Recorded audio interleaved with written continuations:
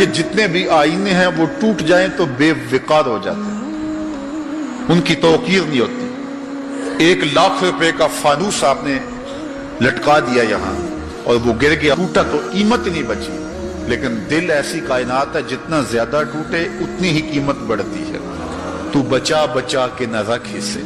تیرا آئینہ ہے وہ آئینہ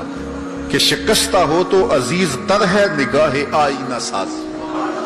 اچھا ایک اور بات ہے دل کی، گھر لٹ جائے تو لوگ روتے ہیں گھر لٹ گیا اور گھر برباد ہو گیا، لیکن دل لٹے تو آباد ہوتا ہے۔ اقبال نے کتنے خوبصورت پیرائے میں یہ بات کی کہ قید میں پہنچا تو حاصل مجھ کو آزادی ہوئی، قید میں پہنچا تو حاصل مجھ کو، قید میں پہنچ کے تو آزادی چھنتی ہے، لیکن یہ عجیب جہان ہے، قید میں پہنچا تو حاصل مجھ کو آزادی ہوئی، دل کے لٹ جانے سے اس گھر کی آبادی ہوئی۔ تو یہ لٹتا ہے تو آباد ہوتا ہے، وہ دل دل ہی نہیں جو ابھی تک لٹا نہیں، جب دل لٹتا ہے تو آباد ہوتا ہے۔ اور کتنے خوش نصیب وہ ہیں جو جن کے دل مدینے کی گلی میں لٹے ہیں۔ اللہ اکبر، تڑپ اس کے لیے سامان زندگی ہے۔ اللہ اکبر، مجھے بہت پرانی یاد آ گئی، میں ایک بزرگوں کے پاس گیا اور ان سے میں نے عرض کی حضور سکون قلب کے لیے دعا کیجئے، تو وہ فرمانے لگے کہ یہ تو تڑپتا ہی رہے تو اچھا ہے، اس کی تڑپ ہی زندگی ہے، اس کا تڑپنا اور بےتاب رہنا ہی زندگی ہے۔ آتش کا شعر ہے اور کتنا کمال اس نے لکھا، وہ مزہ دیا تڑپ نے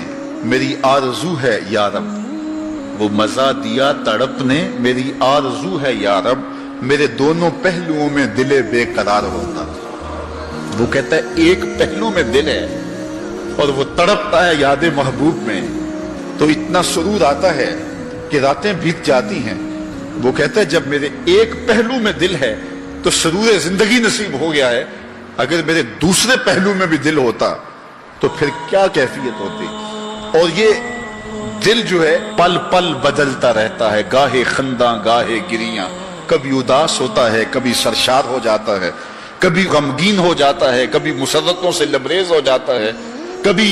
یاس اور قنوط کی کیفیت میں چلا جاتا ہے، کبھی امید کی بہاریں آتی ہیں۔ تو یہ عجیب اس کی کیفیت، یہ بدلتا رہتا ہے، تغیر پذیر ہوتا رہتا ہے، اور قلب بھی اس کو اس لیے کہتے ہیں کہ اس میں تقلیب ہوتی ہے، یہ بار بار بدلتا ہے، لمحہ لمحہ اس کی حالت تبدیل ہوتی ہے۔ تو یہ رب نے ایک عجیب کائنات بنائی ہے، عجیب رنگ بنایا ہے، اور یہ دل حضرت انسان کو دے کر کے اس نے اپنی محبتوں کا مرکز بنایا ہے۔ رب نہیں چاہتا کہ اس میں کوئی اور بھی بسے،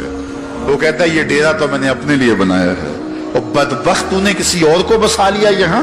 تو نے خواہشات نفس کو یہاں بٹھا لیا، تو نے شیطان کو جگہ دے دی، اس تخت پہ تو میں نے بیٹھنا تھا، یہ تو میرے لیے ہے، یہ تو میری محبتوں کی آماجگاہ ہے، یہ تو میرے جلووں کا مرکز ہے، تو میں نے یہاں نزول اپنی رحمتوں کا کرنا تھا، تو نے کس غیر کو بٹھا لیا۔ یار حجلہ عروسی کے اندر اگر کوئی غیر ہو تو پھر غیرت مند محبوب تو وہاں نہیں آتا، غیرت مند محبوب تو تب آئے گا کہ اسے نکالو میں پھر آؤں گا۔ کہا خواہشات کو نکالو، حرص و ہوا کو نکالو، آرزوؤں اور تمناؤں کو نکالو،